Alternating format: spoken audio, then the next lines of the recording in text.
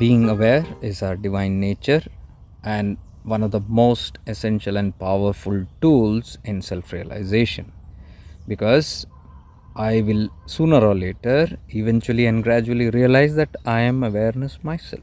And to realize that I am awareness, I need awareness, the faculty of the mind awareness, with which I first become aware of my body and then my subtle bodies. So I move from the gross to the subtle by being aware step by step, because I am practicing and mastering this awareness, because this is the awareness I would need to become aware of the one who is aware. To become aware of the self, this powerful awareness needs to be sharpened. That is all that we sharpen here in shifting into awareness, step by step, as guided by the divine masters. So here is a teaching from Bhagwan. He says, to be ever aware of the self is the acme of spiritual sadhana. Self-realization is God realization. The self is self-effulgent. One need give it no mental picture. The thought that imagines is itself bondage, because the self is the effulgence transcending darkness and light. Meaning, we all try to imagine things. Everything is conceptualized.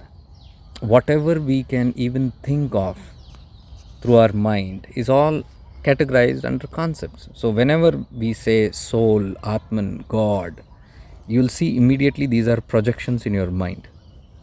We visualize, and visualization is not the right approach, because he says the self cannot be visualized. So if you attempt to put a picture to, or visualize or imagine it in any form using the mind ego, you are not going to succeed, is what he is saying. That is why he says the thought that imagine is itself bondage. One should not think of it with the mind. Such imagination will end in bondage, whereas the self is spontaneously shining as the absolute. So yesterday, like in yesterday's deep satsang at night, we were talking on the same, that we must transcend the mind. This zone is something beyond the mind. What is beyond the mind? The zone of awareness. So we do not use the mind in any of these practices, because we will only bring new bondages with new concepts, new imagination, new images, new forms. So he says this inquiry into the self in the form of devotional meditation evolves into a state of absorption of the mind into the self and leads to unqualified bliss. It rises beyond any thought form. Mind is not at all involved here. One should by all possible means try to be ever aware of the self. Everything is achieved if one succeeds in this. Let not the mind be diverted to any other object.